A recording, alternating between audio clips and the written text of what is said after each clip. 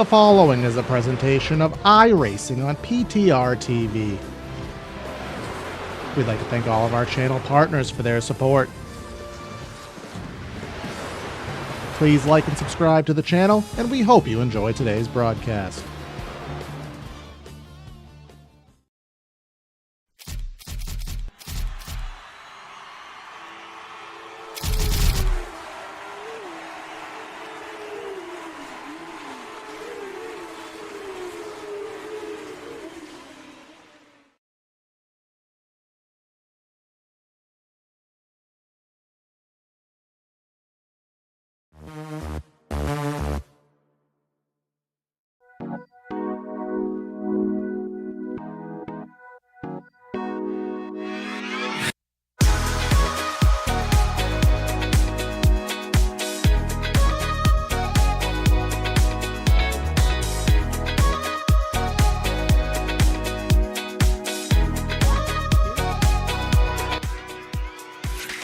All right, so if you enjoyed your week off like I did, you watched cars go crazy in circles and wreck each other a lot in the fun race, but now we buckle up for business. It's time for action.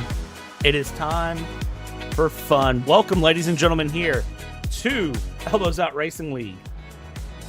We've got a lot of things that are upgraded, a lot of things that have changed, and we're ready for a lot of fun here. It is the Malspeed Racing Multiclass Hour here at Sebring, brought to you by Malspeed Racing Services. A big shout out goes to our race sponsor, Andre Wedderburn. We'll talk to him a little bit later. A lot of things have changed. We'll talk about it as the race goes if we get time, because we've got a packed 60-car grid here today. And let me tell you right now, I am nervous for how my PC is going to do, but it has to do fine. It doesn't get a choice. Let's talk about this as we go. I'm going to let the grid roll through as Patrick, who we all know, we all love. If you don't know who Patrick is, then you haven't been around long enough here with Elbows Out. Patrick, sir, good evening. You did triple bypass last night. Now we're back to the bread and butter of the arguable most fun series that we have here on the channel. If anyone at triple bypass is watching, sorry, but we are here for Sebring. Good evening.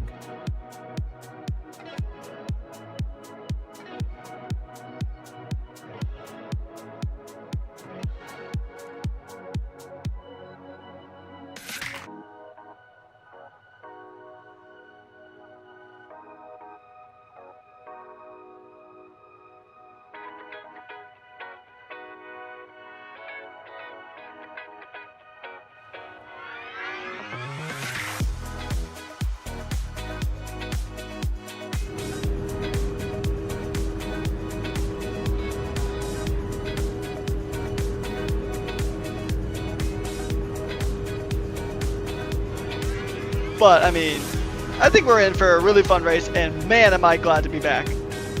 Yeah, it's super great to be here. Again, the fun of week one is just double checking and making sure that everything is working here as we go through. Just making sure it's all here, it's all going. Yes, Patrick's mic is working. I have to remember to click a button every once in a while, which is something that is easier said than done, as we have a lot of different buttons that are different. A big shout out to Corey Silva, the other half of the channel who makes this heartbeat go through, that is PTR TV, for the wonderful, wonderful work he's done to kind of bring the graphics here at Elbows Out up to the PTR TV standards of everything we know and love, as we allow these graphics to roll through. Your starting grid down on the bottom going through as we are pacing along here and letting everything run along. Yeah, I said rip my PC. There are 62 drivers in session, ladies and gentlemen. 62 drivers. Now, Patrick, that's a lot of drivers, as you and me both know. I mean, 62 drivers. I mean, I thought like the 40 something we had at Silverstone last season was a lot. 62 cars on the field across both classes going around this 3.7 mile long circuit. It's a bumpy circuit, it's a tricky circuit. But honestly, with 60 cars on the grid, the whole traffic giveth and traffic taketh away motif is going to get even stronger here. as we have about 40 GT3 cars that these LMP2 cars are going to have to get past at some point during this race here. That we do, and as we're letting these different classes scroll through and go along, I just want to again thank everyone for being here as we go through our pace lap. Apologies that we're not going through the grid, but when you've got 60 plus drivers here going through, it is easier to just sometimes let it pick through and pick out your favorite drivers. It's a clean slate for the season, so there's no stories to talk about. There's nothing really to kind of say of, oh, here's the driver to watch here for this, here's the driver to watch there for that. It is just, I mean, look at this. Look at this. I'm going to go ahead and warn everyone, we're taking a static turn 1 picture because I don't know what else to do for this race start. With that being said, let's talk about race details as they go. 60 minutes of racing. Cautions are enabled. I do want to also give that. If we have a big incident, we will have a full caution. Whole field will be put behind that Porsche safety car here, and we will rack them and, stack them and send them again. Pit stop and 4 tires required on that pit stop. And it's LMP2s and GT3 Pros and AMs as they go. Now, keys to the races, I have them. Here is where we stand. So it is a case of if you are a LMP2, you better know how to pass cleanly. If you're a GT3, pick your battles. And I mean, for everyone, Patrick, I said have fun because I don't know how you can't have fun with this as we're heading down towards the back end of this track. We're getting ready to head down the back stretch.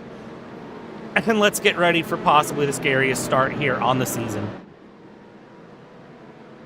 Of course, I mean, turn 1 Sebring isn't exactly the widest corner known to man. Even no corner is going to be wide enough just about with 60 cars on the grid ready to just go ahead and give it their all here. They're going to have to bring their best if they want to survive here at Sebring for the first race of the season. That they will. And one last big bunch of love needs to go to this week's sponsor, the 151 here of Andre Wedderburn, who has made this race possible. So thank you for sponsoring the broadcast here. We genuinely appreciate you doing so.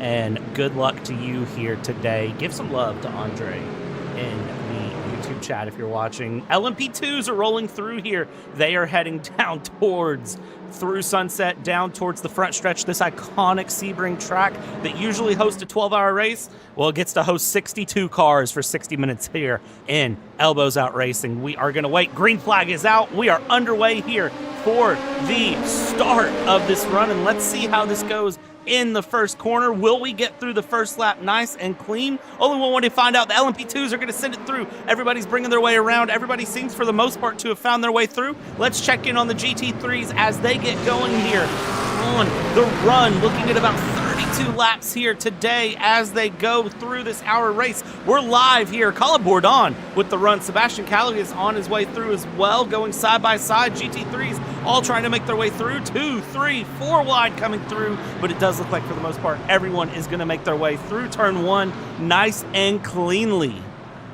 Patrick, we've survived the start. I was honestly expecting at least 1 or 2 major collisions, but hey, I'll take a pleasant surprise when I can get one. And the thing about Sebring too is that right after turn 1, the track gets very narrow for a while. The track drastically gets narrow because you have a good amount of runoff going through turn 1, and then turn 2 happens, and then everything just condenses. And so I am really surprised that we actually did make it through without any major incidents. But I mean, considering the caliber of drivers here at Elbows Out Racing, I really shouldn't be surprised because these are some very talented and very clean drivers. I mean, you don't really see a lot of incidents here in this series, but I mean, still 62 cars going through turn 1. Granted, they're pretty much split between the LMP2s and the GT3s, but still, it's still pretty crazy to think about. Everybody has made their way down into Sunset. There is a big incident in the background. That is John Bechtel I see together here in the background. Andrew Parker, I believe, is who we just lost. Bob carried through, but it looks like everyone will keep together. Charles Plummer will lead us through for the first lap here of this Multiclass 60. He's through and down in GT3s. It's Colin Bourdon bringing his way through. John Javicki here in P5 in class. There's an off back in the background here, going through turn 16 down in Ullman. I do see a few GT3s around. It doesn't look like any big incidents, though, that are going to cause any issues, but almost everyone making it through the first lap here, almost relatively unscathed, and it looks like on the way through as everyone goes, Andre Wedderburn leading GT3 AMs. It is Colin Bourdon in GT3 Pros, and we have lost the race leader of Charles Plummer. Where has he gone to? What has happened to him as he is off and done? We've lost a lot of drivers here actually going through as I see, but it does look like we've lost that overall leader of Charles Plummer, so it's Cody Perodato who has handed off the race lead. Perodato, the champion from last season, is already looking to keep his championship lead going by putting in a good result here in Sebring and taking the win. But granted, we are not even 5 minutes into this race yet, so there's still a lot of racing still left to go. We have a four-way battle here for the lead of GT3 Pro here. Colin Bourdon, Sebastian Callas, William Westbrook, and Max Poe all fighting for that in-class lead here, and these cars are pretty much following each other single file. But once we get to that Sunset Bend just after the Ullman Straight, you can expect that there's going to be a lot of battling for position there.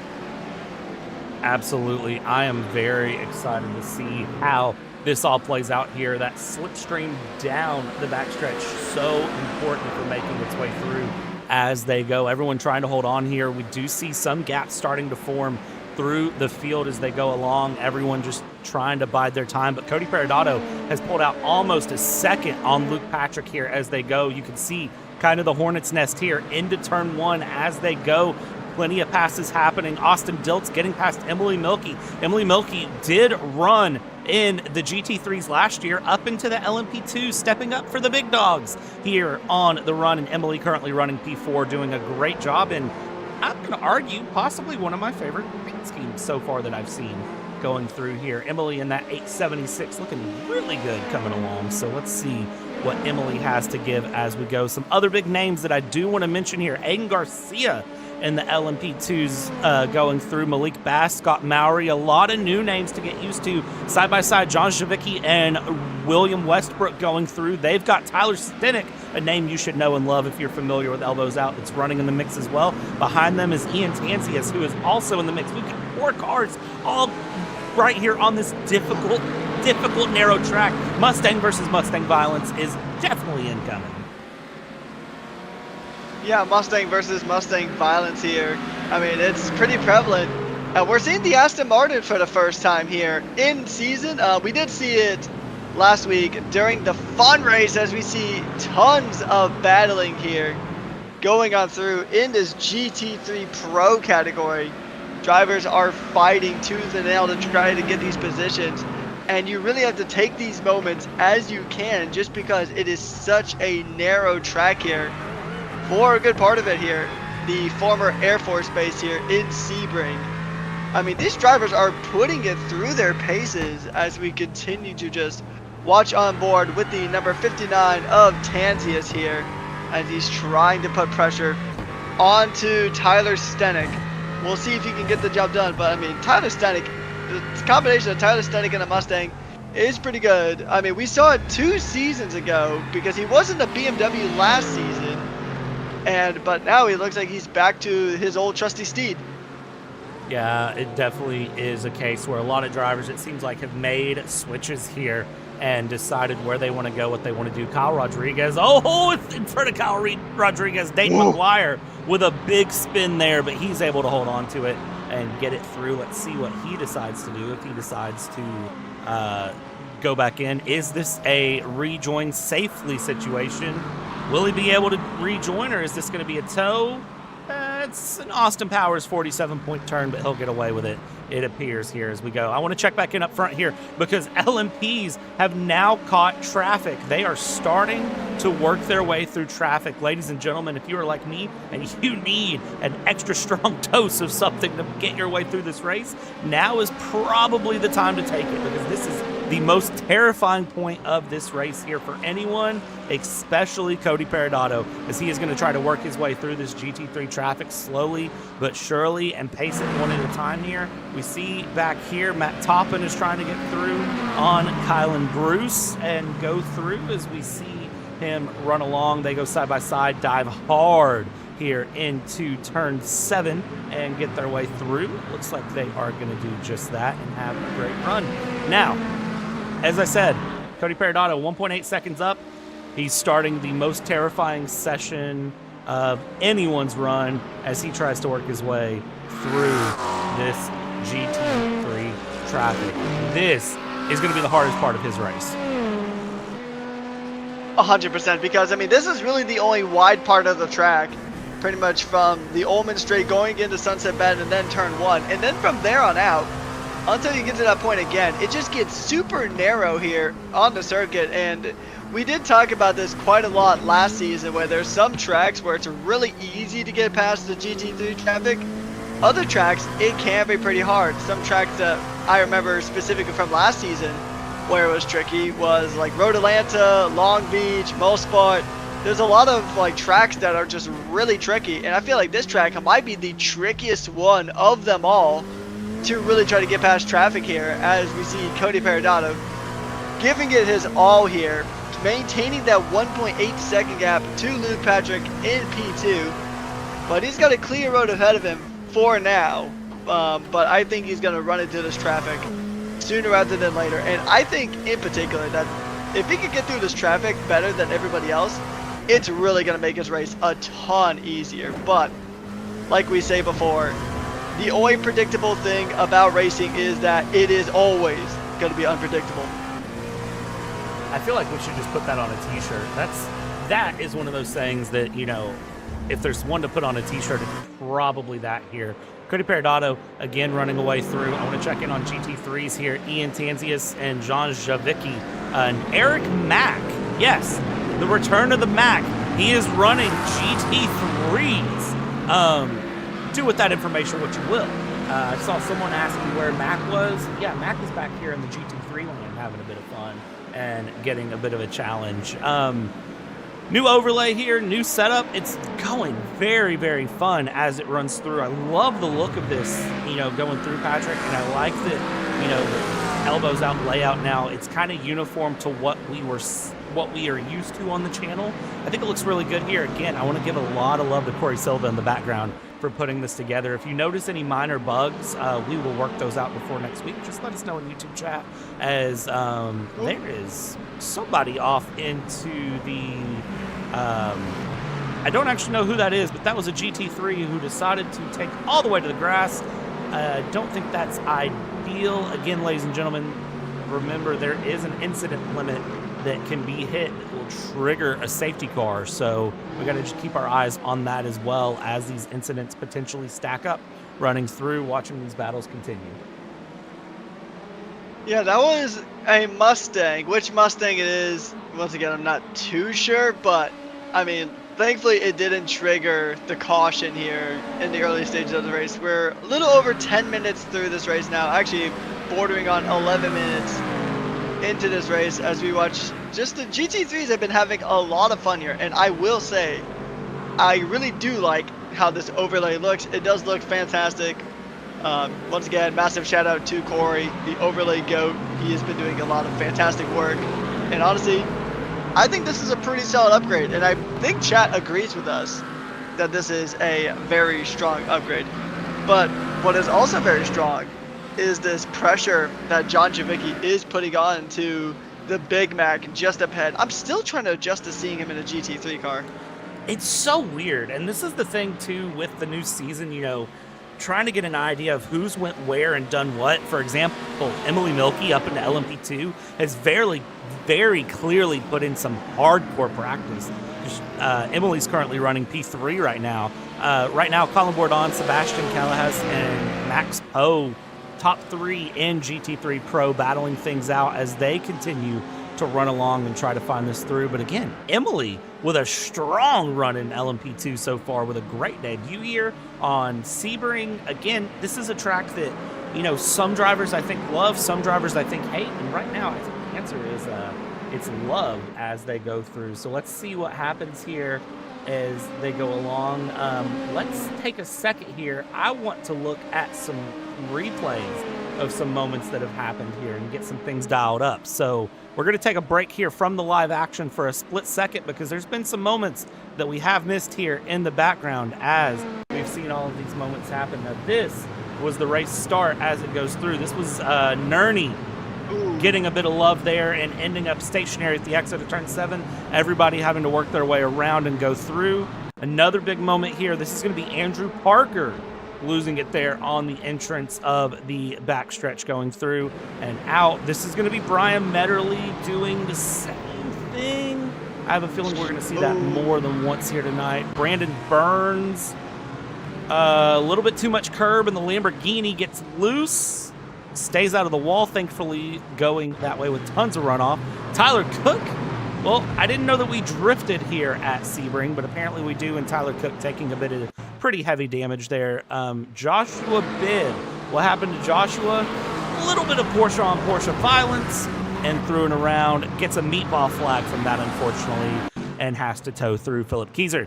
What happened to Philip? Well, for Philip, the answer is, somehow stays out of that. Let's see really where this one started.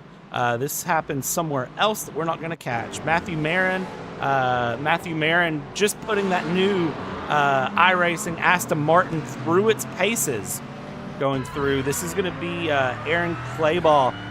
Oh no, this is the exit of pits for Rexy. Rexy, what happened here? Exit of pits, cold tires. No, just exit of pits. Aaron Clayball, though, then takes Rexy. And Rexy was hungry for some tires. Dayton McGuire. Basically, the gist I'm getting at, ladies and gentlemen, there's been a lot of moments here. And the one that I wanted to see, what happened to our GT3 leader, our LMP2 overall leader early on, I cannot find. Parker Chiapuzzo, loyal to that McLaren, and the McLaren loyal to the tire barrier. That's going to get us back into live pictures, though. And where does that find us here?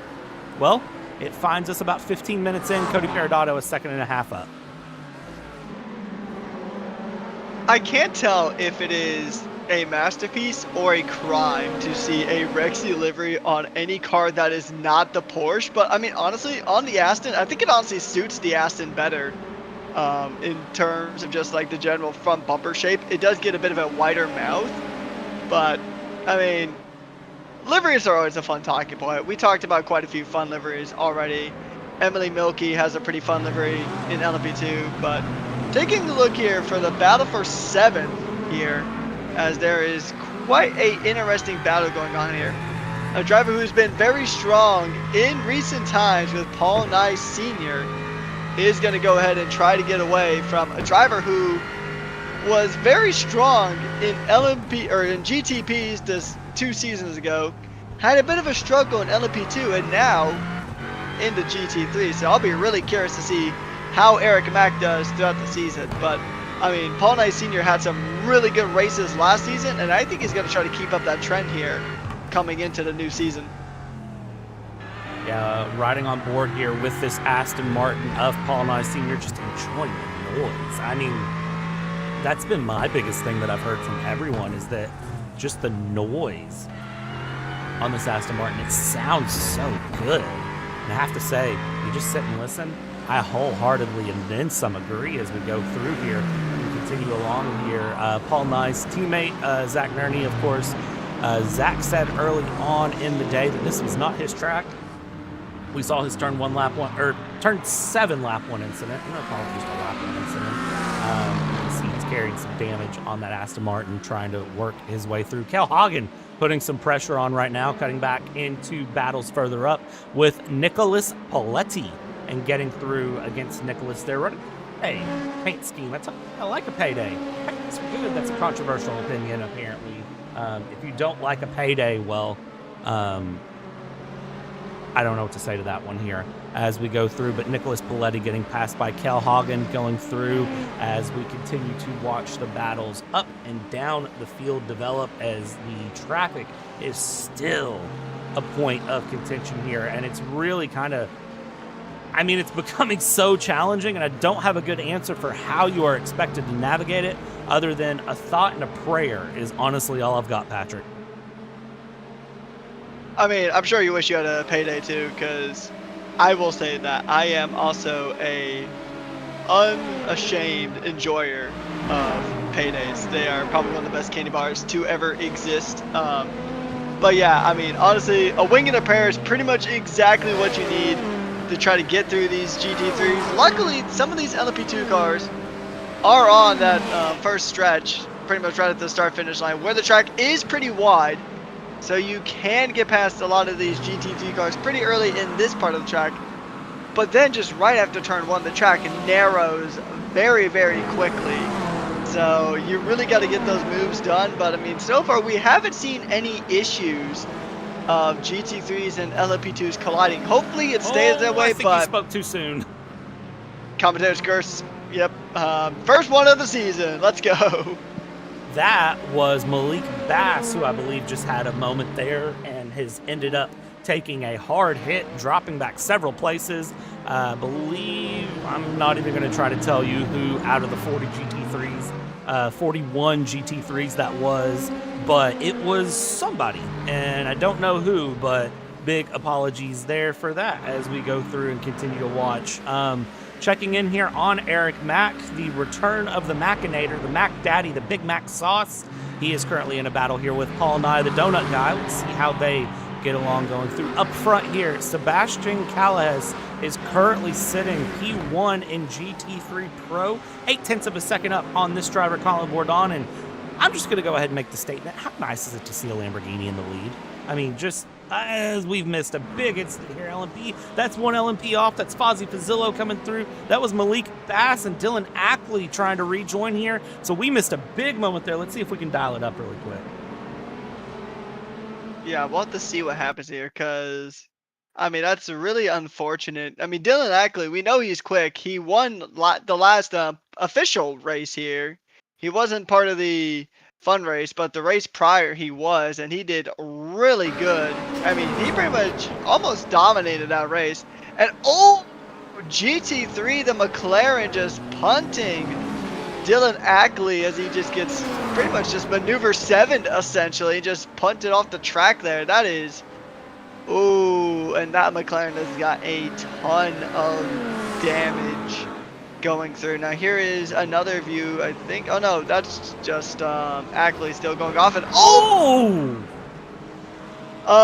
the fun race was last week, guys. So we don't really want to see these McLarens getting sent to the stratosphere, but even more incident. Contact.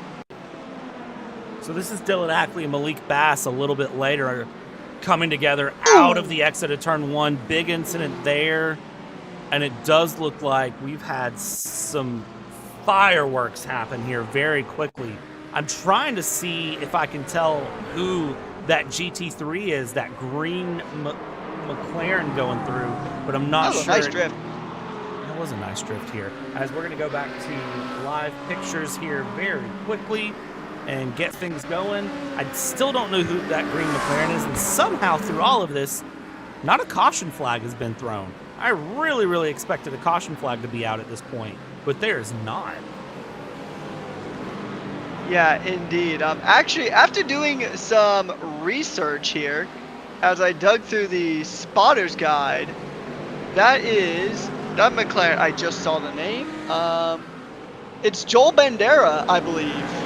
I believe Joel Bandera was that green McLaren, the number 86 McLaren. So that was the GT3 car involved in that incident earlier on, and after cross-checking, it was Joel Bandera. So Joel Bandera was that green McLaren involved in that incident with the LMP2 earlier on. So, we solved that mystery. But here's the next thing we got to solve. Who is going to win this beautiful battle for P3 here? Colin Bourdon, Max Poe, and William Westbrook. all fighting for the final step of the podium here in GT3 Pro and going side by side. That is something you don't want to do around Sebring too often, but somehow, some way, they make it out of one piece. Max Poe gave Colin Bourdon a little bit of bump drafting there. You would have thought that we were at a super speedway race, but no, we are indeed in Sebring, going through and around, holding on as best as they can, getting their way through as they go. John Bechtel here getting past Malik Bass and Paul Boyle as pit stops are now commencing for some of the LMP2s, I think not by choice, if I have to be honest, as they go along here, continuing the battles. We just continue to watch. Down through sunset we go. Let's see here as they head down into the evening. It is hazy here at this wonderful Sebring Raceway. How hazy is it? Well, let's pull up the weather really quick, and I'll tell you what our weather looks like. Find the button. Here we go. It is 80-degree track, 95% humidity. No rain, extremely humid here. No surprise to anyone, it's 7 p.m. virtual time, and it's Florida, so I don't know what you would expect if you expected anything less. Of course, our residential Florida man, Patrick, can confirm as he goes through. Checking on the GT3 AMs, I want to make sure to give them some love. Andre Wedderburn currently leads, and again, a big thank you goes out to this week's sponsor, Andre here. Be sure to check out Malspeed Racing Services on Instagram. They actually do a lot of work here, and I'm going to make sure to direct quote him really quick. Let me find where he told me all of the info about his race team. The thumbnail is literally him. So if you go back and you check out the thumbnail to this stream, that is him driving Sebring in his Audi RS3. Malspeed Racing Services is his shop. They used to race SCCA, Grand Am, and now IMSA professionally. They race for fun and offer prep services for race and track cars.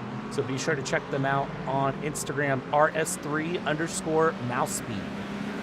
Big shout out to Andre, and he currently leads in the front of the GT3 AM field as we see him. Kyle Rodriguez second, Benjamin Bechtel in P3. Always want to make sure to show some love to Benjamin here in that beautiful Aston Martin going through as he runs, going around. Christopher Ondera P4, Daniel Pinero in 5th place. Those are the two that are missing on screen, ladies and gentlemen. I know that the GT3 AMs are missing a couple of positions. We'll get that fixed before next week, but that is who is missing. It's Christopher Ondania and Daniel Pinero running through. So that is where we're currently at. Tons of good battles happening. And Patrick, let's jump in here. Westbrook, Max Poe, Colin Bourdon, Peter Nodwell. They're not done battling. And here we go, Mustang Porsche side by side through the final quarter. How does this one end? Well, it ends up with a Mustang ahead of Max Poe, trying to Poe it off here. Colin Bourdon in second. Westbrook here trying to get a run down through. Let's see how this one ends as they head down into turn 1 side by side. The Porsche has the inside, and that Simucube McLaren of William Westbrook takes the good decision of not forcing a battle here and settles it through. But man, for a second, I thought we were going to see it. I thought so too, honestly. I was expecting a massive send here. But I mean, we said earlier in the keys to racing here is just for the GT3s, you have to choose your battles. And that was just a battle he just didn't want to take at the moment. So good on William Westbrook here, who I believe is a new name this season, getting used to how things run, and there is some lights flashing on the front of Colin Bourdon's Porsche, so clearly he was a bit unhappy about something that's happened on track. Yeah, it's one of those, seeing the lights flash. You don't necessarily have to flash in position, but sometimes drivers flash out of frustration. Sometimes that is just a quick way of saying, hey, come on, dude. No telling which one that is, but hey, very clearly something going through here as we continue along here, watching these battles develop almost halfway through this race. That is the impressive part to me, is we're almost halfway through this race, and so many great battles have continued. About a third to half of our field have now pit through as well, just to keep you updated on the pit stop cycles as they go. I don't really see anything too crazy that has happened that has caught my attention in the last couple of minutes. Jonathan Lanton currently putting some good pressure on Dwight Hibbs, who is running in LMP2s here in that number 4 in P8. and see how he goes as he continues along, keeping this battle alive with Jonathan Lanson. Another LMP2 driver I do want to bring attention to, because it was mentioned in the YouTube chat and we actually talked about it a bit earlier. For the first time, as far as I'm aware, we actually have a father-son duo racing here this season. You have John Bechtel in the 101 LMP2, and then his son is in GT3. So Benjamin Bechtel and John Bechtel, father-son duo, and honestly, that is extremely awesome. I mean, I don't know about you, Brad, but I kind of wish we saw more of these kind of dynamics in sim racing. It is really cool to watch, and John doing fairly good on pace here, running pretty consistent, running P13 currently, and just really holding the pace down, not taking any unnecessary risk, but having a great debut here. Again, John, the dad of Benjamin, let's see how he goes down the inside here against the Aston Martin with a great run there. So he's looking pretty good. Let's see when he decides to pit, as a lot of the LMPs are coming in now. He's going to stay out another lap and keep things running. So John Bechtel, welcome to Elbows Out Racing. Welcome to PTR TV screen time here. And hope you are enjoying your stay. Checking back in again in GT3 Pro. Max Poe, Colin Bourdon, William Westbrook battling it out here. Peter Nodwell not that far off. A lot of this group still needs to pit. And then we go from dad to son. Benjamin Bechtel here has Andrew Parker behind here, who's trying to work his way through. Has Christopher Ondera ahead currently for P2 in the GT3 AM category. You can see right now Andrew Parker having a hard time getting past. We'll hop on board here. He goes to the inside. He gets the great pass through and finally clears him there on the infield. So that's another sort of interesting thing to point out here that I don't think we've talked about, is the fact that LMP2s, when it comes to slower speed stuff, sometimes the GT3s are actually faster, which creates some interesting situations.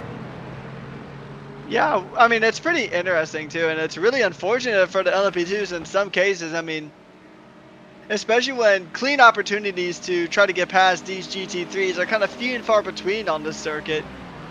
Especially if you just mix that with just being slower through the corners than some of these GT3 cars in specific situations. It just makes trying to get through this lap traffic all that much harder. And who knows, maybe that's how we saw the incident earlier with Dylan Ackley and Joel Bandera. Just maybe that the McLaren at the time was just better on the corner. I mean, you never know, honestly. There's a lot of different factors that go into racing. And another thing too, we mentioned that Sebring is a tough track, but it is a bumpy track. You go from concrete to tarmac, and the concrete is uneven through a lot of the parts of the track, so cars are constantly bouncing around, even when going in a straight line. So it can be tricky out there. Yeah, it's one of those that it's challenging. That concrete, everything with this track can get very, very difficult as we go through and continue along. Lots of drivers getting into the pits here as they go through and continue in and out, trying to get an idea of who is where. Dwight Hibbs is around backwards into the wall. Let's see if we can get a quick idea of what happened to Dwight here. Lots of moments have happened up and down the field. I'm sure I've missed some of them, so if I have missed them, I do apologize here as we go. Let's see if we can check out what happened here to Dwight Hibbs. It looks like for Dwight, it was possibly a moment of a little bit of help here from someone. That was Kyle Rodriguez getting a meatball flag. Dwight Hibbs, what happened to you, buddy? Oh, just on his own. Just a little bit of a slide. And then Kyle Rodriguez, what happened to you, sir? That is, oh, hard hit. So that hurts. That is an understatement. Go back to live pictures here. Aiden Garcia putting some pressure in right now, heading down through turn one, trying to get a pass done on Fozzie Fazillo. Fabulous Fozzie Fazillo trying to run through here and hold off Aiden Garcia. Easier said than done every once in a while, but Fozzie Fazillo currently half a second up on Aiden as they have some company that's showing up behind. That is actually going to be, can't tell who that is behind, but that is actually not the next car behind it, Jonathan Lanton.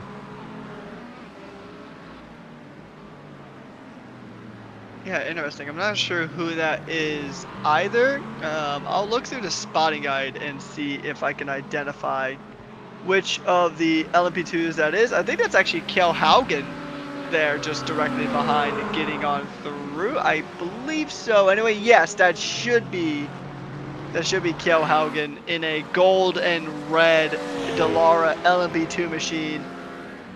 As he gets past Colin Bourdon here, getting a position, getting past the GT3 car here. I mean, it's been a pretty solid race here for Cal. He is in P3 at the moment.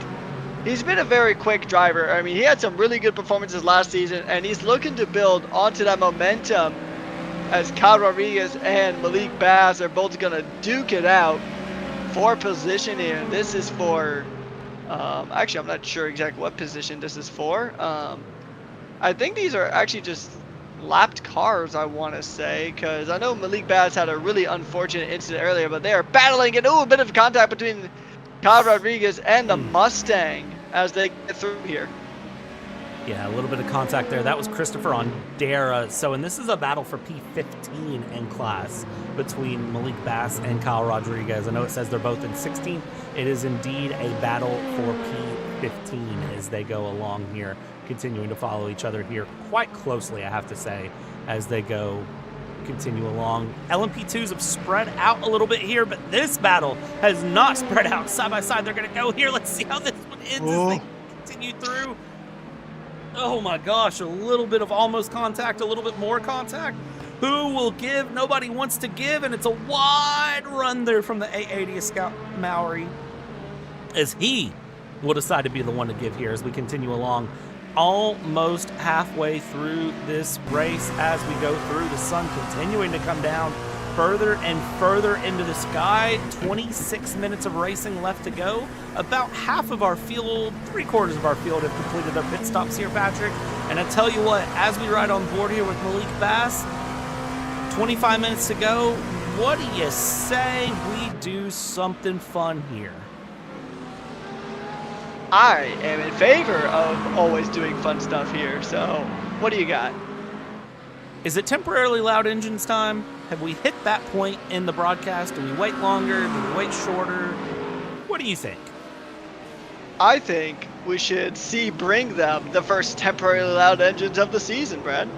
I knew you were going to say that. Why did I know you were going to say that? As we go through that, it is William Westbrook who has spun, and that battle between him, John Javicki, Matt Toppin, that battle is now done, dusted. He's going to drop through. And I tell you what, let's find, in P2 right now, it's the Aston Martin of Paul and I, the donut guy, who's still running. We're going to hop on board. Ladies and gentlemen, we're going to quiet ourselves here, and we're going to go in for some temporarily loud engines for the first time here in 2025 Season 4 of Elbows Out.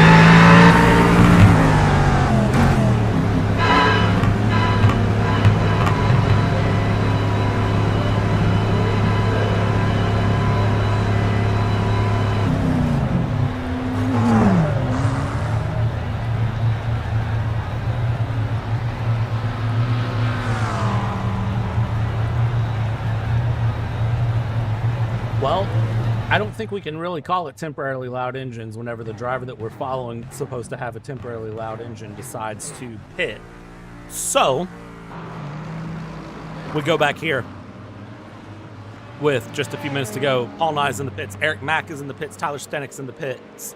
The only GT3 that has not pit that I see just with a cursory glance of the field here is Mike Sermon going through. So, that being said, Mike currently leads overall here as Eric Mack and Colin Bourdon are battling it out right out of the pits as they go through.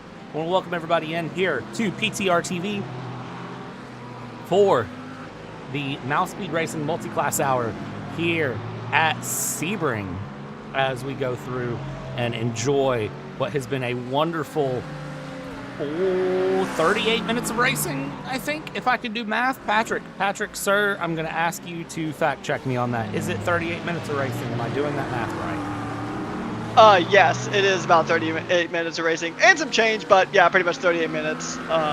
Closer to about 32 and a half by the time I'm done yapping, but yep, you had it right the first time. Okay, cool.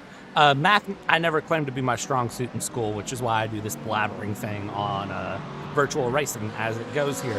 Great battles we've watched all the way through here as it goes. Paul Nye Sr. currently down in P8 in class after his pit stop. He was higher up, so I don't actually know what happened. He might have spun there on the pit exit. Watching William Westbrook and John Javicki battle it out a little bit here as they go, as well as these fights continue time after time after time as we go through. 21 minutes to go. That beautiful, beautiful Sebring sunset finding its way here around the racetrack. This virtual Sebring Raceway as it goes. If you're not familiar with Sebring, against the home of the 12 Hours of Sebring, 17 turns, 3.6 miles is the distance that these cars cover across a lap, and they do this for 12 hours in real life, but an hour here virtually. I mean, as the local Florida man, I will say that sunsets in Florida are honestly some of the best in the entire country. You could even argue some of the best in the entire world, which is pretty crazy to think about considering how low Florida sits in terms of sea level. But it is a very historic track. I mean, a beautiful sunset pretty much just sums up Florida. The only thing really missing to make this a true peak Floridian experience is 10 minutes of rain, followed by 10 minutes of sunshine, followed by 10 minutes of rain, and then the cycle continues. But what I can say here with 100% certainty is this has been a fantastic season opener here at Sebring. Lots of good battles across all the classes.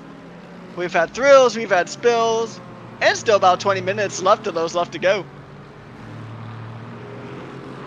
Yeah, 20 minutes left to go, and I want to kind of preview what we're going to see through this season, so that way, if you're wondering what to tune into throughout the rest of the season, well, you can do so. First of all, on Thursday nights, we're going to be running a Porsche Cup Series race. I'm thinking of that as the little junior support series to this as it goes, is all of our LMP2 leaders are into the pits here as they go in. So we have in now, coming out now actually, this is going to be Luke Patrick coming through. Cody Peridotto already back out on the track here. Luke Patrick is through. JD Daniel is now coming out of the pits as well as we continue along here. Everybody going through. Again, a reminder, they have to take 4 tires on the pit stop. But back to the season schedule discussion we were just having. So there is a Porsche Cup Series that is going to be running here. There was a sports car clash that ran on Monday night. That has been sunset through. But on Thursdays, we now have the Porsche Cup Series. No details on any broadcast yet. I will not rule it out. I will not rule it in, though. So Sebring, it pretty much mirrors this schedule as far as I am aware. Sebring is going to be the first round of that Thursday, but looking at the multi-class schedule, round 2, next week it's Mugello. Can I give you a fun fact about Mugello? Possible rain. We might see rain next week. And then we'll go to October 1st, which is the full road Atlanta. And then we go from there, Autodromo Internazionale Enzo Itino Ferrari. And then from there, October 15th, Algarve, guaranteed to have some rain, 60 minutes. October 22nd, Circuit de Barcelona, Catalunya, the historic circuit with a 90-minute race. And can I tell you, as someone who has ran endurance races at Barcelona many a time, I'm excited for that one. Autodromo Hermanos Rodriguez on the 29th of October. That is round number 7 for 60 minutes. And Patrick, I'm just going to go ahead and tell you right now, Autodromo Hermanos Rodriguez, I'm excited for that one. I know you're excited. You and me, Formula One fangirls, I'm very excited to see how that one goes. I've always, ever since I really started getting into endurance racing, there would be times I would consider, how would these tracks that don't currently have endurance races, how would they do with multi-class endurance racing? And now we actually get to live that out on October 29th at the Autodromo Hermanos Rodriguez. And honestly, that's probably the race I'm the most hyped for on this entire calendar. Although, I will say that pretty much every single race on this calendar is a certified banger. Let's finish out this calendar too now that we've gotten through the first 7 rounds of this 12-round calendar. Round number 8, Monza. That one I'm excited for. Round number 9, if we keep the grid count that we have right now of 62 cars, I don't know how the Red Bull Ring is going to do with 62 multi-class cars. I will tell you right now, rip my PC in multiple ways, and that will be probably the scariest race ever. Round 10, I apologize to everyone, but I had a very heavy hand in making this one happen. Daytona International Speedway, night race with rain. Sorry to everyone. I wanted it. I see it. I like it. I want it. I got it. A Daytona rain night race. And then, of course, we have November 26th, which is before Thanksgiving. It's the week of Thanksgiving here in the U.S. There will not be an official championship race that week. We kind of looked at it, and admin looked at it, and admin made the decision, hey, let's not run a championship deciding race the week of Thanksgiving when a lot of people are going to be traveling and unavailable. From there, we go round 11, December 3rd, the Nürburgring for 60 minutes. Also, did I mention Daytona is a 90-minute race, a rain night race, 90 minutes long, and then the season finale is the Grand Prix WEC layout of the Nürburgring for 60 minutes. Did I mention all of that? Well, you did now, and honestly, I feel pretty spoiled getting 2 home races here on the season. Honestly, you probably should. I tell you who doesn't feel spoiled right now, Scott Mowry, who has Austin Dilts right up the back end here trying to make his way through. Let's see what Austin Dilts can do here. Down the inside into Sunset we go, trying to hold on to it. Let's see, do they play it out? The lights are on. You can see the lights taking effect here on the track. Headlights starting to really play a big part here as we're under 15 minutes to go. And here we go through. Let's see if he can get a switch back here as Scott Mowry did get passed by Austin Dilts. Austin Dilts able to hold on to it here into turn 1. I mean, we can just see that Austin Dilts is continuing to pile on the pressure here. Or sorry, Scott Mowry is trying to pile on the pressure onto Austin Dilts now. They say diamonds are formed under pressure, but so are mistakes. And Austin Dilts, he needs to make sure that that car stays facing in the right direction. And Scott Mowry needs to just go ahead and continue to pile on that pressure, potentially trying to make his opponent go way too deep onto one of these corners, a bit too hard on the brakes. He needs to try to force an error or just wait for one of those sweet slipstreams that he could potentially get here on the circuit. But this is another driver who is making his first race in Elbows Out Racing. So welcome to the league, Scott Mowry. And right now, he's on the border of a top 10 position on debut, which is really impressive. That it is, considering the caliber of driver that is here in Elbows Out. And now, again, talking about calibers of drivers through Elbows Out. Luke Patrick right now feeling the pressure here for P2, as that is J.D. Daniel. Again, another driver making their debut, running in third place here, and trying to make his way around the inside of the BMW. Barely makes his way through. That is the 143 Bimmer, and that is going to be, I can't tell you who that is, Seth Fosselman making his way through, trying to get used to all of these new cars with new paint schemes and trying to get through on the rush here after we've commentated them for 3 months with set paint schemes and cars, and now everyone switches it up. Yeah, give us a couple weeks. We'll get it together here as we go through. But you can see here trying to use GT3s to give them some room, not able to. So this battle for P2 with 12 and a half minutes to go is well and alive. I want to check in on GT3 pros here. Tyler Stenick, what do you know, has gotten past Sebastian Callis here, who had a long pit stop, who is now sitting in P2, currently 7.9 seconds back from Tyler here. Sebastian Callis trying to find his way through here in the Lamborghini as he goes. Colin Bourdon in third place a bit further back. In the AM category, Andre Wedderburn continues to lead in GT3 AM in that Speed Lab Mustang. Again, our race sponsor here with Christopher Ondera P2 and Daniel Pinero in P3. Let's see how Ondera does there. Around the outside, down the inside goes Brandon Burns. Brandon Burns makes his way through well, and then Tyler Cook will follow through as well. Brandon Burns, Tyler Cook battling it out for P14 in GT3 Pro. Man, it's weird to say P14 in GT3 Pro as they go through, as Ondera and Daniel Pinero separated by about 5 seconds now. This has been a very strong battle with a lot of these cars here. I mean, we've seen battles up and down this entire field here tonight as Peter Nodwell is going to go and try to put pressure onto Eric Mack just up the road ahead. Not a lot separating these two. Little under a second now in between as we are on board with Peter Nodwell now. He had a pretty good season last time, but just wasn't quite enough to get a championship. This season, he's definitely going to look to try to make a good step up, but right now, he is locked into a very fierce battle with one of the former LMP2 and GTP drivers of Eric Mack, fighting for that P4 position right on the cusp of a podium, but they got about 3 seconds in between P4 and P3 at the moment. Yeah, watching these times continue to move their way along here, it's just sort of watching everyone go through. That's a wiggle from someone up ahead who I can't tell exactly who it is there, but I can tell you it is a McLaren with a bit of a wiggle up ahead, but it looks like they're all able to make their way through as we go along. Kind of just watching everyone as they cross the line. Everybody has the headlights on. You can see they're actually having an effect on the track here as we go down through Sunset, or out of Sunset down into the final couple of corners here.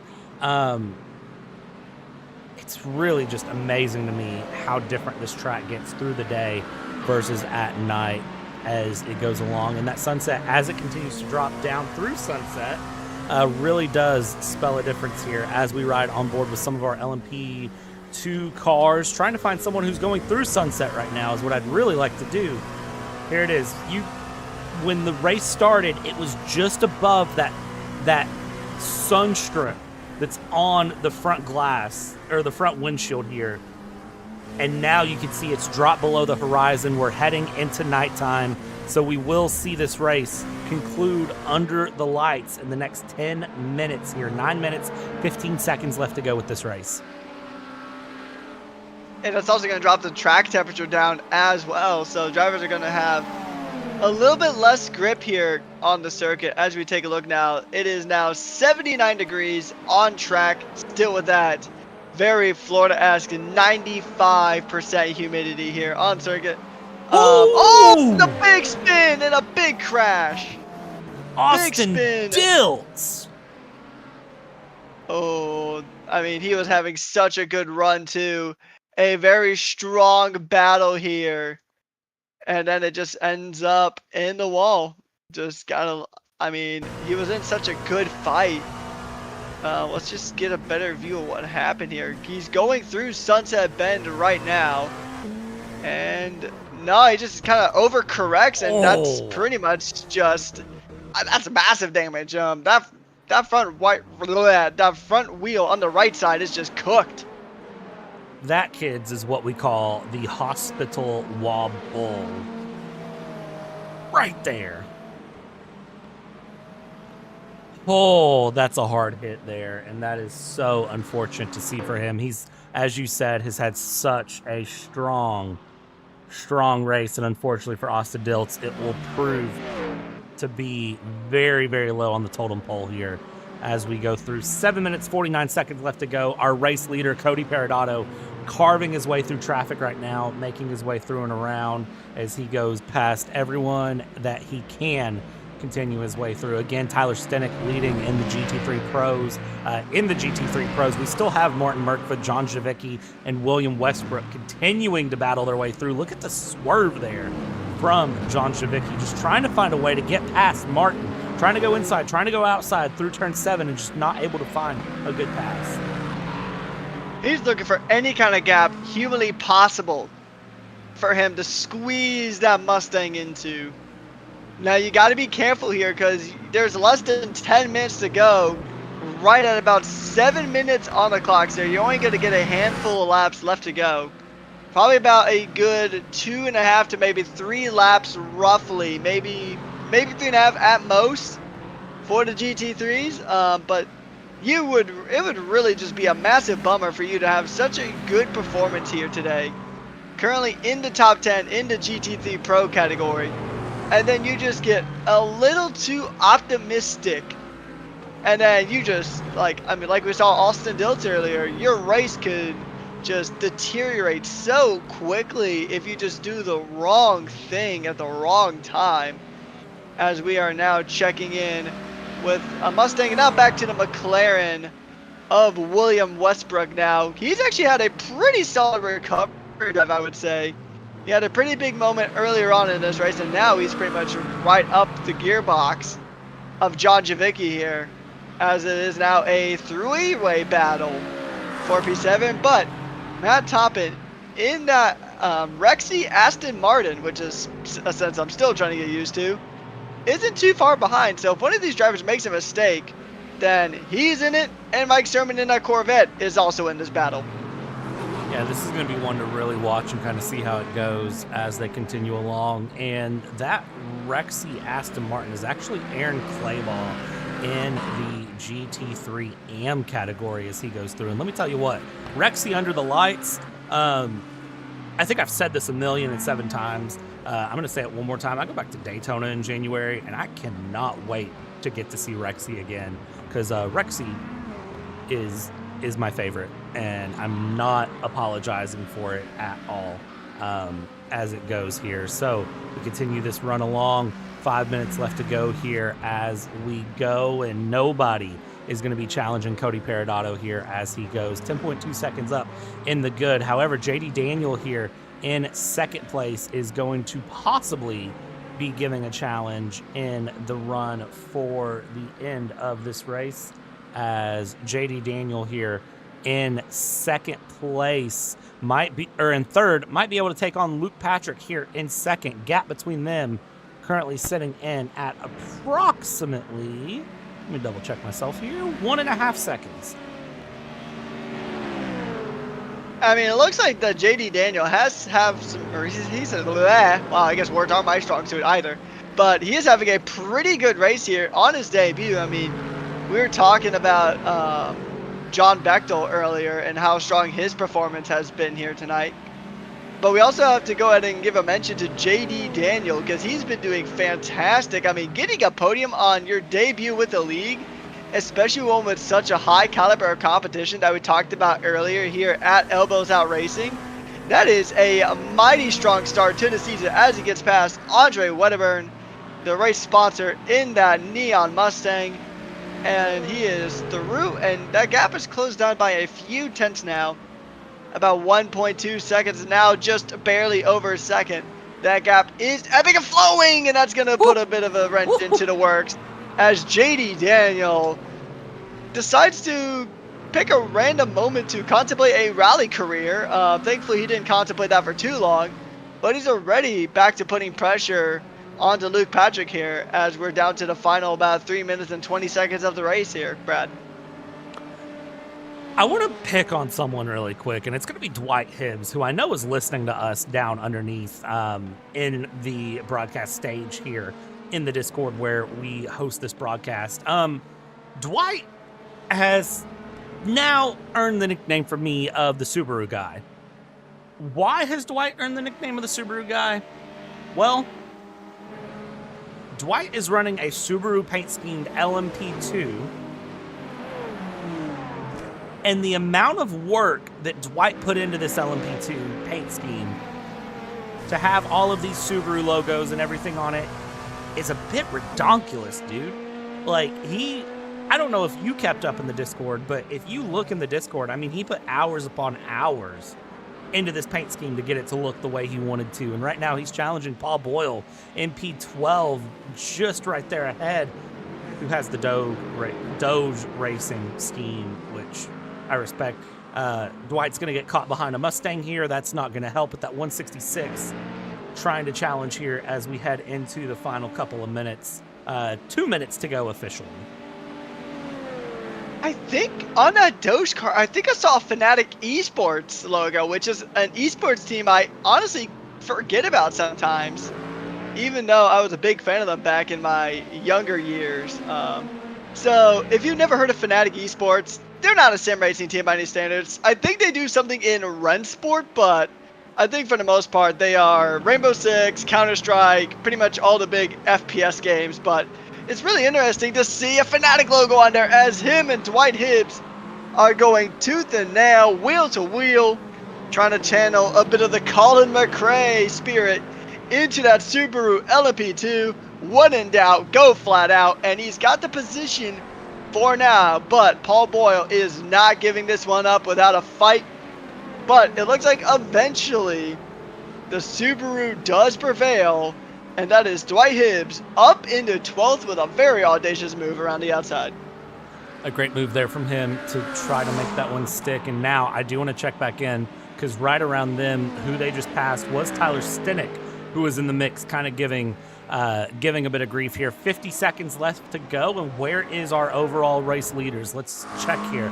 So Cody Peridotto is coming around towards Sunset. I believe we will get one more lap after this one as Cody Peridotto heads down the backstretch. Tyler Stenick will just be crossing the start-finish line. He is technically going to be starting his penultimate lap. And then here we have Andre Wedderburn, who is in the mix as well, who actually has the number 92 of Chris Daniel passing him there, and he's trying to hold on. Let's see how this shapes up here. 20 seconds left to go as we see the white flag is officially out. This is the final lap. Everyone is starting now here. So Cody Peridotto, one more lap of action for him to take around this track, and let's see what he can do here. No risk needed, but Cody Peridotto trying to return to the top here at Sebring, trying to kick off this 2025 Season 4 in great style. He's going to indeed, I mean, he won the championship last season, and he's going to continue being on the top of the championship standings yet again once he crosses that line for the final time here at Sebring. I mean, he was nicknamed the Alien for a reason. I am almost convinced that that man is a racing drone in disguise, because he's been putting in some dominant performances here in LMP2, and it looks like he's pretty much just picking up right where he left off last season. No surprise here to see the greats continue to be the greats. You can come into the league, you can challenge in many different ways, you can do what you can, and you can show up and be one of the new guys and be one of the greats. Unfortunately, again, early on, we lost out on someone who looked to be having a great run of Charles Plumart, who was challenging and doing great running through, and then dropped out, and that left way for Cody Peridotto to be unchallenged. Luke Patrick 9.5 seconds back. JD Daniels still battling it out for that second place, but all eyes have to go to Cody Peridotto here, who is trying to bring through behind these GT3s. You can see he's not even really trying to give challenge here as he goes through, as Luke Patrick is putting pressure on, or JD Daniel is putting pressure on Luke Patrick, but heading through Sunset for the final time. There's no debating it. There's no discussing it. Cody Peridotto is one of the greats as he has GT3 side by side. He's got clean track ahead. It's one corner to go, and Cody Peridotto is going to start things right where he left them with a victory here in Elbows Out Racing here at round one. The Malspeed Racing Multiclass Hour goes to him. Tyler Stenick trying to make his way through as well. Andre Wedderburn now coming down through Sunset as well. He sponsored this race. He picked this track out by hand when they asked all the sponsors. He was the first sponsor, and he said, I want the first round. And then he said, hey, I've driven this track in real life in my Audi, so it's no surprise to see that Andre Wedderburn will bring things across the line here in AM, and he is going to claim victory at his own personal race here, his home track. Andre Wedderburn will pick up the win. And Patrick, it's just Tyler Stenick left to go. And Tyler Stenick has had a fantastic drive himself. He also has a very dominant lead in his class, 10 seconds ahead of Sebastian Calles in P2 in that number 14 car. But the number 1 is back on P1. He's starting his championship off strong. He's going to look for a 3P here in Elbows Out Racing in the GT3s. He won a championship in a Mustang. He won it in a BMW, and now he is back to put the blue oval back onto the top step of the podium. He's only got a few more corners left to go ahead and navigate.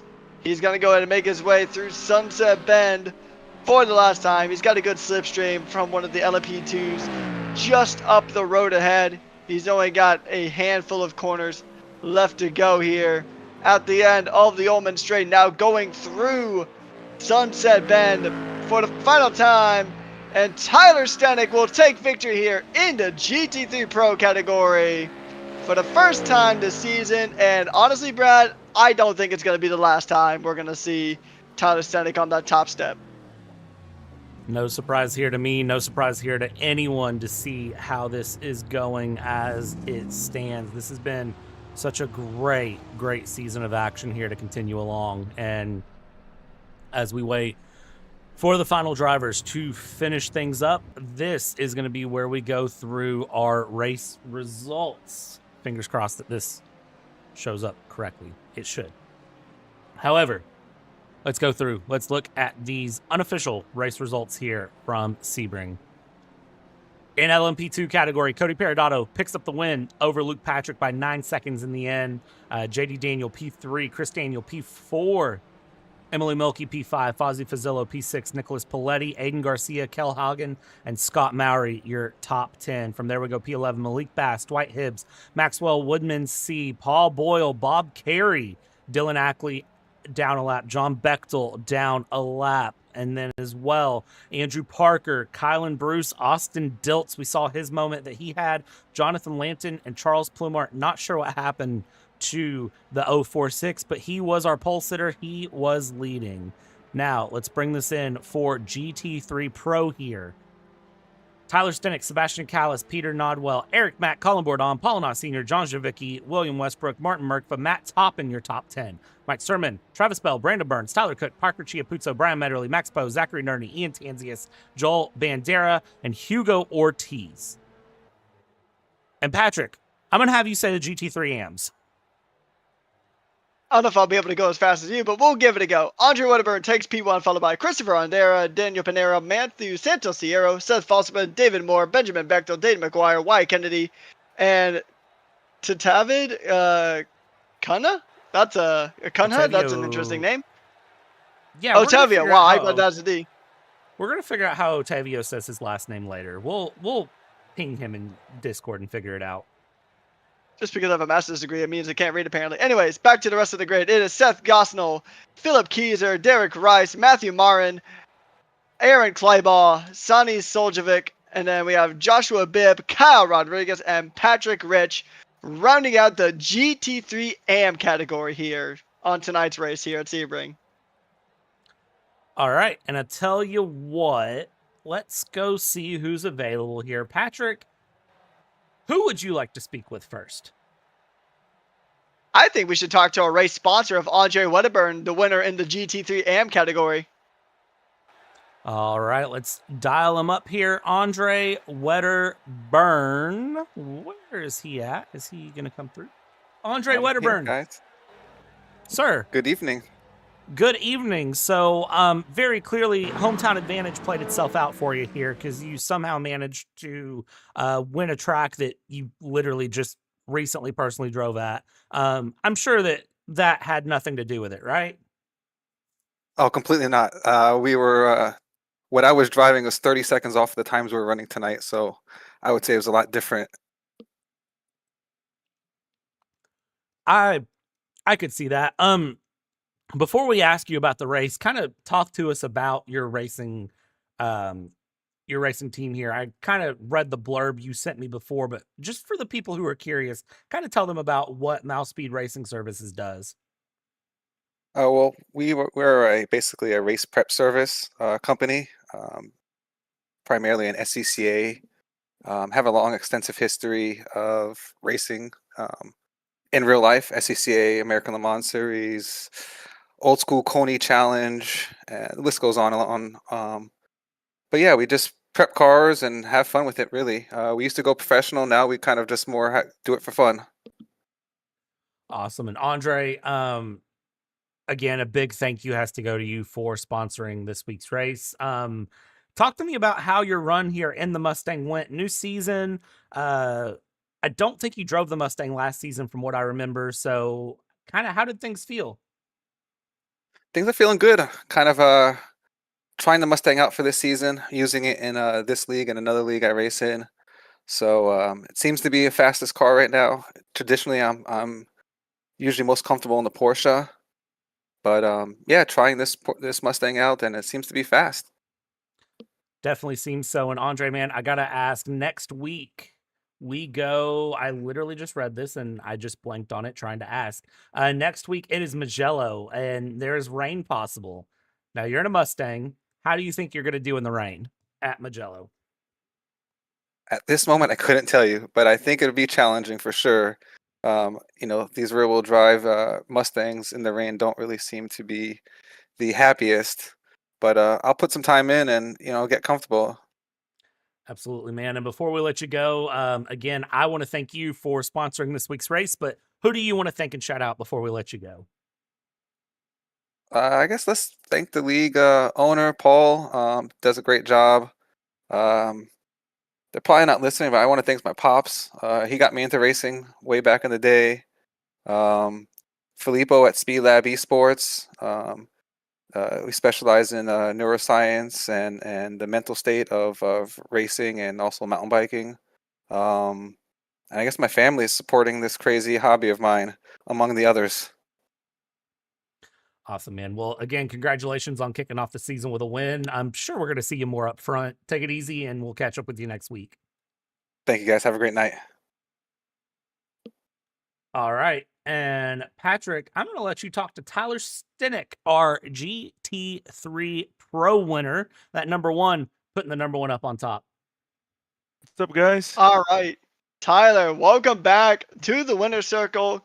You did it. You won this championship in a Mustang previously. You did it last season in the BMW, and now you're back to the Mustang. What decided to bring you back to the Blue Oval? I just remembered how much you guys talked about how great it sounded, so I had to get back in it. Indeed. I mean, it is a very nice I sounding missed car. it. It's such a great car. So, are you looking for getting a three-peat here this season? I mean, you pretty much dominated this race. Once you got ahead, there was really no looking back for you. So, just tell us about your race and tell us about your season prospects. This is a really strong track for me with this car, so I think the rest of the season is going to be the downhill struggle of just it's going to be difficult. Especially we get more wet into it, which Brian ran the Mustang during the Indy 6 hour or in the wet and actually did pretty well. So Mugello, I don't really know at all. I have no time on it. So that's going to be interesting. It's going to be really, really, really tough this season. There's a lot of really, really fast people. I mean, I think during practice it was an 8/10 split between 1st through 13th. So I'm going to try my best, but I'm confident with this car, and if I can get the tracks down, it's going to be fun. But that was an awesome race. I was really a little nervous starting in 4th. Didn't have a great qualifying, but it was enjoyable towards the middle end of it when I just started getting in the groove. It was definitely fun. Now, I mean, one of the big talking points coming into tonight was the fact that there was a 62 car grid with 40 GT3 cars. What was your experience being in that massive GT3 field? There's a lot of cars. There's a lot going on. I started again. I ran a rather long fuel strat, so I started again towards the end of the back of the GT field. It wasn't honestly as chaotic as I figured it was, but this is a pretty fast track in my eyes. So I think some of those tighter end tracks where it's going to be a lot of slow corners and stuff like that, it's going to be a lot of overlapping. I mean, it's awesome to have the league thriving so well. So I'm excited for it, but it's awesome to have it. Now I'm gonna have to make sure I register exactly at 7 o'clock. I never thought I'd say that, but that's an awesome thing to say. Last question before we let you go. Is there anyone you want to thank or shout out tonight? Yeah, for sure. My wife, she always lets me do this crazy stuff. She just got off work, so she lets me do my thing. Brian, we did a new livery, which is awesome. This is like a reiteration of my white season 1 2 seasons ago livery, and I think it came out awesome. Excited to have him as teammate. I'd really hope that we can do a second Pete with the team championship. I was super unlucky this race, but I mean his pace is always right there with me. And obviously, you guys, Paul, everyone, I'm happy to be on the admin team now, and the broadcast and everything like that. You guys do an awesome job. All the overlays, everything looks awesome, and excited to go through the whole season.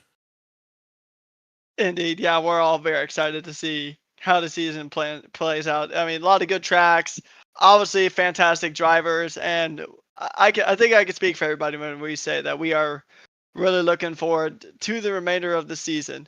Well, once again, congratulations on the win, and we will see you next week. All right, I appreciate it. You guys have a good one. You too. All right, bye. And last but not least, we're going to bring in your overall race winner here, Cody Perradato. Cody, sir, welcome in. Hi. I'm going to go ahead and just ask this question, but I feel like I know the answer. How chaotic was it to be in the front of the field?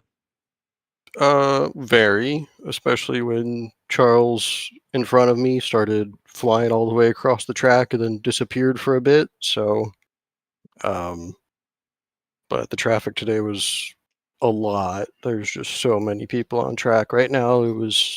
I don't know if there was ever a clean lap without running into somebody. So it was a lot, but I'm glad it went pretty well today. It was a lot of fun to watch, just kind of see how it ran through. Now, once you got in the lead, I mean, you were pulling like a 10+ second lead. Were you ever worried about any pressure from behind? Oh, very. I mean, the whole time I was doing my best to save some fuel to try to extend the pit stop a little bit further if I could.